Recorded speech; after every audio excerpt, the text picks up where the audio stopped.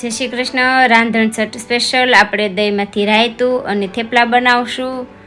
તો આ રાયતું હું ફ્રૂટમાંથી બનાવીશ અને દહીં ઘાટું અને ક્રીમીવાળું હોય એવા દહીંનો ઉપયોગ કરવાનો.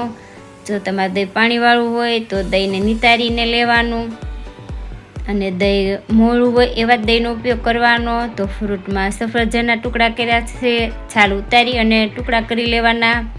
દાડમ, ચીકુના ટુકડા, કેળાના ટુકડા, એક લીલું મરચું લીધું છે, મરચું મોળું હોય એવા મરચાંનો ઉપયોગ કરવાનો. તમે આની જગ્યાએ બીજા કોઈ પણ ફ્રૂટનો ઉપયોગ કરી શકો, જે તમને ગમતા હોય એ ફ્રૂટનો ઉપયોગ કરી શકો. થોડી સેવ એડ કરીએ, સ્વાદ અનુસાર મીઠું,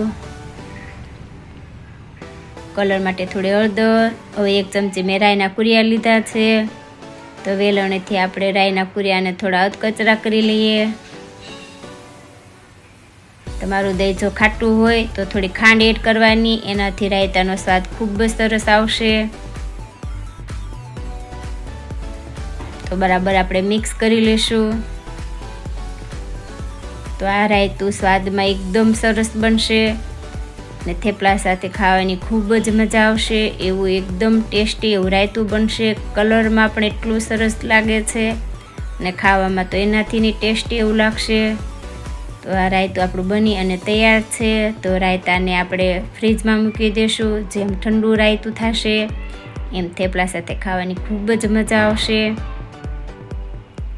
તો હવે થેપલા આપણે બનાવી લઈએ. તો થેપલા બનાવવા માટે મેં એક કટરમાં આદું, મરચી, લસણ કટરમાં ક્રશ કરી લઈએ. એક મોટી દૂધી લીધી છે, દૂધીની છાલ કાઢી લઈએ પીલરથી. એક મોટા વાસણમાં આપણે દૂધીને ખમણી લઈએ. તો થેપલામાં જેમ દૂધી વધારે હશે એમ થેપલા એકદમ સોફ્ટ બનશે. પાલક, મેથી અને ધાણા લીધા છે, હવે ધોઈને એડ કરી દઈએ. રોટલીનો લોટ લીધો છે, આદુ, મરચી, લસણ એડ કરીએ. સ્વાદ અનુસાર મીઠું, હિંગ, હળદર.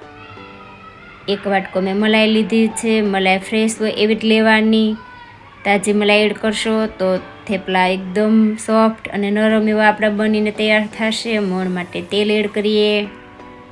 હવે સફેદ તલ લીધા છે, તલ થોડા વધારે રાખવાના એટલે થેપલામાં તલનો સ્વાદ ખૂબ જ સરસ આવશે. અડધી ચમચી જેટલા અજમાને હાથેથી અધકચરા કરી લઈએ. તો હાથેથી બરાબર લોટ આપણો મિક્સ કરી દઈએ. આપણે પાણીનો ઉપયોગ બિલકુલ કરવાના નથી, કેમ કે આપણે દૂધી મોટી સાઈઝની લીધી છે અને પાલક, મેથી, ધાણામાં પણ પાણીનો ભાગ હોય છે. એટલે દૂધીમાં જ આપણો લોટ બાંધી અને તૈયાર થઈ જશે. આપણે મલાઈ એડ કરી છે એટલે લોટ હાથે પણ નહીં ચોટે અને વેલણ પાટલીએ પણ નહીં ચોટે.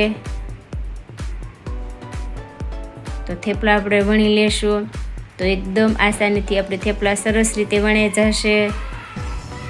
તો મીડિયમ એવા આપણે થેપલા બનાવી લેશું. તો તવામાં એડ કરીએ. એક સાઈડ આપણે શેકી લઈએ. ઉપર તેલ એડ કરશું. તાવી થતી તેલ ફેરવી દઈએ. ફેરવી લઈએ. ઉપર તેલ એડ કરી દઈએ. બંને સાઈડ થોડું થોડું તેલ એડ કરી અને આ રીતે તાવી થતી ફેરવી લેવાનું.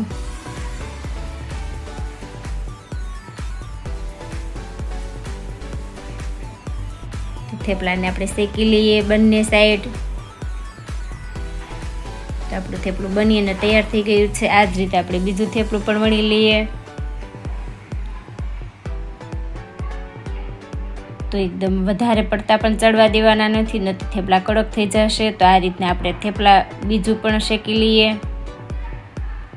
તો થેપલા પણ વણવાના છે, પણ પતલા જાડા થેપલા ખાવાની નહીં મજા આવે. જેમ પતલા થેપલા હશે એ મજા આવશે.